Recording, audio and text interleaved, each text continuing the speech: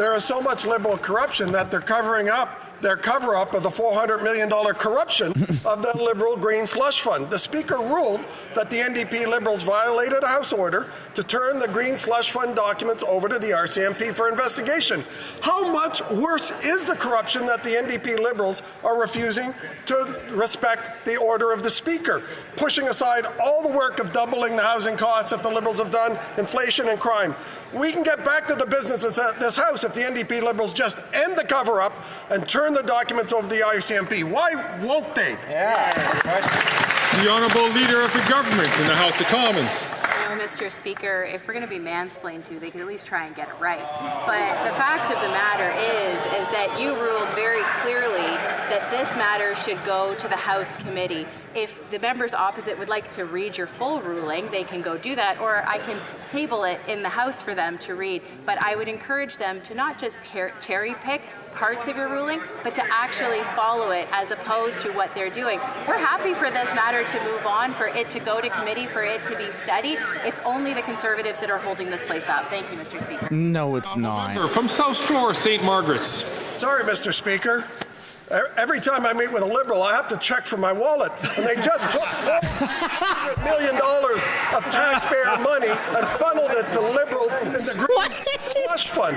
Why are they ignoring an order of this? That's friggin' funny. Preventing us from getting to the Business House, since they won't turn over the documents to the RCMP. If the Prime Minister won't end the cover-up, we'll at least call a carbon tax election so Canadians can get the Green Slush Fund money back. The Honourable W's in the chat, man. That was the funniest zinger of the day. Every time I meet a Conservative, I have to search for some semblance of reason. When we talk about what's going on here, let's think about why your ruling said send it back. He says that? Mr. Speaker, your ruling said that because he says that as because you know what happens? That person sits behind him. Documents in your law enforcement. Every single question period. You don't go into a partisan arena such as I'm just saying. Because a court of law, a judge weighs things called charter interests, like your expectation of privacy, like your right to be free from unreasonable search and seizure. Those are important considerations. We will stand by them every time. How unsafe does this person back there feel having to wear that every single day? The Honourable Member from Brantford Brant. Mr. Speaker, the latest $400 million scandal from this Liberal government has paralyzed Parliament. The Auditor General found 186 conflicts of interest, with close to $400 million handed out to corrupt Liberal insiders, all at a time when Canadians cannot afford to eat, heat, or house themselves. It begs the question, how damning is that evidence that they have grounded Parliament to a halt simply to hide the truth from Canadians? Good question. The Honourable Minister of Justice and Attorney General. Mr. Speaker, I enjoy the interventions from the member opposite, but I also appreciate his experience as a former Crown prosecutor. He used to work closely with the police. And what he would recollect from his past career is that those police operate independently from him as a former Crown, and certainly independently from politicians. Why do they do that, Mr. Speaker? So that we can have confidence in our institutions in this country. You know who doesn't have confidence? People that live under authoritarian regimes. Instead of emulating authoritarianism, how about he join this side and learn how to fight against it? Dude, these guys are so cringe. Colleagues, please. You've now upset Uncle Brock. And ask the Honourable Member from Wellington Halton Hills, please, not to raise his voice when he is not recognised by the Chair. The Honourable Member.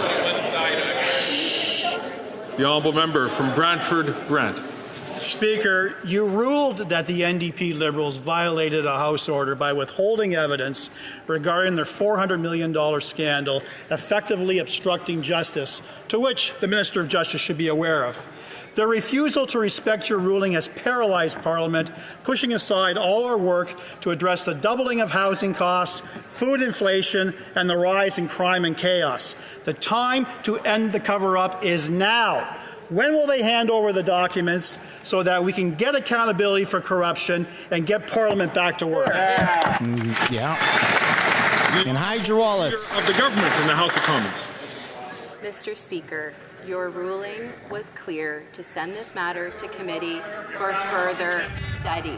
The Conservatives don't like that because they'll hear from experts like the former law clerk who says, in my humble opinion, it is an abuse of the powers for this House to use its power to demand and get documents from the government in order to transfer them to a third party that wouldn't otherwise receive them, or to compel the government to give documents to a third party. Mr. Speaker, expert after expert will tell them this is wrong. We are here to stand up for the rights of Canadians every single day. Thank you, Mr. Speaker. The right to burn Canadian flags and call death to other Canadians. Extremely annoying. After 9 years of NDP Liberals, taxes are up, costs are up, crime is up, and time is up, Mr. Speaker. And now we're dealing with yet another Liberal corruption scandal. The Liberal minister from Edmonton misled Parliamentary Committee when he claimed to have had no contact with his business partner around the time of an alleged $500,000 fraud involving someone named Randy. However, when phone records proved otherwise, he changed his story. Why won't he just come clean about this corruption? Conservatives jump up and they clap and they support each other every single opportunity. The Honourable Leader of the Government in the House of Commons. Thank you, Mr. Speaker. As I've stated many times, if a witness goes to committee, we expect that they provide the information that the committee asks of them. Thank you, Mr. Speaker. Oh, he muted the mic. The Honourable Member from Edmonton, Mill Woods. Speaker, it's clear from that answer that the corruption cover-up continues. The Liberal minister from Edmonton first said that he did not text with his business partner, but now that there's clear evidence that he did. It is no coincidence that after months of looking into this matter, there is no other Randy who can be identified other than the Liberal minister from Edmonton. In fact, the minister's own business partner even admitted that the only other Randy ever connected to this company is that minister. So when will the minister finally stand up in this place and admit that he broke the law? The Honourable Leader of the Government in the House of Commons. Thank you, Mr. Speaker. As I've stated, if a witness goes to committee and the committee asks them for information, we believe that that witness should provide the information as requested of them, and we expect as much. Thank you, Mr. Speaker. The Honourable Member from Regina, Wisconsin. Mr. Speaker, after 9 years of these NDP Liberals, taxes are up, costs are up, crime is up, and time is up. In order to get around the Conflict of Interest Act, the Liberal minister from Edmonton seems to have hired someone known as the Other Randy to manage the Other Randy medical supply company. Well, just like the Other Randy, there should be an other Prime Minister to run this government. When will the Prime Minister call a carbon tax election so Canadians can finally have an other Prime Minister? Hear, hear. Great question. Yeah, that's a good way to put it. If there's another Randy, there should be another Prime Minister. The Leader of the Government in the House of Commons. Thank you, Mr. Speaker. All of us come to this place because we want to serve Canadians. The Liberals on this side of the House want to be able to deliver important measures for them. But we know that we need to be able to earn their trust every single day. What we see from Conservative members of Parliament is that they think they've already won the next election, Mr. Speaker, but that's not how elections work. We all have to have the humility in this place to work hard for Canadians. It's up to Conservatives now to determine whether they want to do that work or whether they don't. Let's get to work. We're ready to do that. Thank you, Mr. Speaker. After 9 years of this NDP Liberal government, taxes are up, costs are up, crime is up, and time is up. The latest revelation: 50 firefighters and 20 fire trucks were turned away from Jasper National Park just before the town burned. These brave firefighters were ready, willing, and able to fight these fires, but were ordered to stand down. So now the only question that remains is, would the minister categorize the results of his leadership in this as incompetence or negligence? Yeah, take your pick. The Honourable Minister for Official Languages.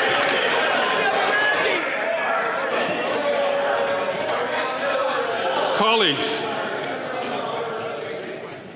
the Honourable Minister. Mr. Speaker, thank you very much. And my honourable colleague has heard from the Minister for Parks Canada. That company in question was in the employ of the government of Alberta, and the matter was resolved. Mr. Speaker, I have been in regular contact with Mayor Ireland and his council, as have other members in this government, other ministers, other MPs. Mr. Speaker, we are working with Mayor Ireland, his council, and Jasperites every week to make sure that Jasper comes back better than ever before, because that's what Albertans and Canadians expect of us.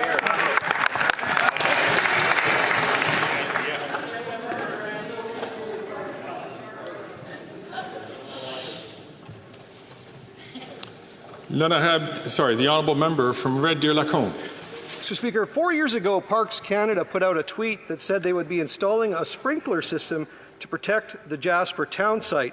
Even the minister's own officials seem to know that water is better at stopping fires than his carbon tax, yet there is no indication that these sprinklers were ever installed, despite a tender notice being posted in 2021, 3 years before the devastating fire. Can the minister confirm how many permanent and mobile sprinklers were operational and deployed in Jasper to save homes and businesses? Just a number, please, even if it rhymes with zero. Holy shit. The Honourable Minister for the Environment and Climate Change. Thank you, Mr. Speaker. Well, instead of spreading disinformation and misinformation in this House, Mr. Speaker, I actually went to Jasper, and the sprinkler system has been installed by Parks Canada in collaboration with the work that we've been doing with the City of Jasper. I'd be happy to show him where it is in the city, Mr. Speaker. The town site, the township of Jasper. Colleagues. Not city. Colleagues, it is so important for members to only take the floor, so not only that we can hear the questions and answers, and I'm also referring to the national parks fall under federal jurisdiction. They require ministry approval for controlled burns. It's not provincial. The microphone. So he's straight up lying. Especially people who require the use of translation. It's being respectful for our colleagues to making sure that they can hear the questions and they can hear the answers. Yesterday, on October 7th, while burning the Maple Leaf, Sami Doon terrorist sympathizers openly called for death to Canada. Death. Careful, Marty. They're going to kick you out like they did Pierre. To Israel. After 9 years of this Prime Minister, sadly calls for death to Canada, and our allies have now been normalized. Sami Doon operates as an arm of a listed terrorist organization in Canada. Will the Prime Minister protect Jewish Canadians from homegrown extremism and list Sami Doon as a terrorist organization?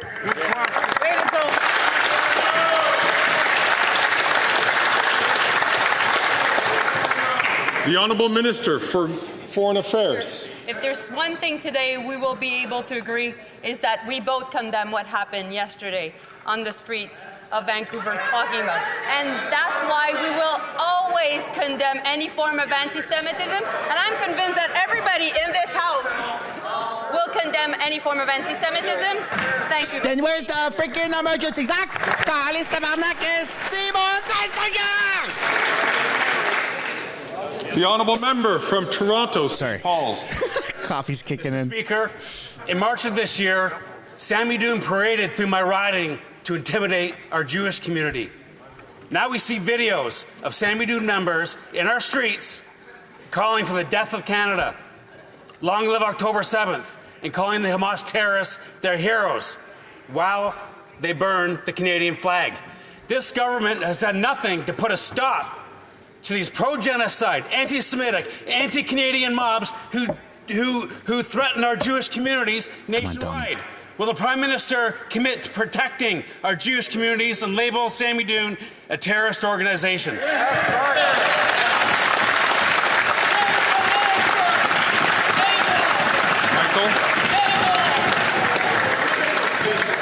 The Honourable Parliamentary Secretary to the Minister of Public Safety. Thank you, Mr. Speaker. Those actions taking place in our streets are wrong. We condemn them full stop. Any form of anti-Semitism is wrong. This is precisely why, Mr. Speaker, the Minister of Public Safety had already referred the listing of Sami Doon to our national security advisors and asked for an emergency and urgent review. Mr. Speaker, we've already taken action, but we know this issue isn't political, and it's a shame that Conservatives only stand up when they think it suits their political advantage. Beat the shit out of Canadians waving Canadian flags, but you've got people saying death to Canada? Colleagues, these are very important questions and very important answers. I'm going to ask the honourable member from St. Albert, Edmonton, to please not speak out of turn and allow the questions and answers to occur uninterrupted. The honourable member from Thornhill. If they would have took action, they would have listed them already. So if burning a Canadian flag, if calling for the death of Canadians, if fomenting hate in this country, and most of all being a front for an already listed terrorist organization is not enough to put them on the list, then what the hell is it going to take for them to ban them? Yeah! Come on! Drop some W's, chat. Look alive. Go to the answer. I'm just going to ask the honourable member to withdraw the unparliamentary language. No, don't do it. Withdraw. All right, whatever. The Honourable Parliamentary Secretary to the Minister of Public Safety. Mr. Speaker, when it comes to an issue as serious as this, we are not going to play politics with Canadian safety. But when it comes to... You literally are! People are saying death to Canadians and you've done nothing. Well, it is not a political decision. It is based on the national security services of this country, but it's precisely why the minister had already sent it for an urgent review, understanding that this hate is unacceptable in Canada. Just words, just pandering.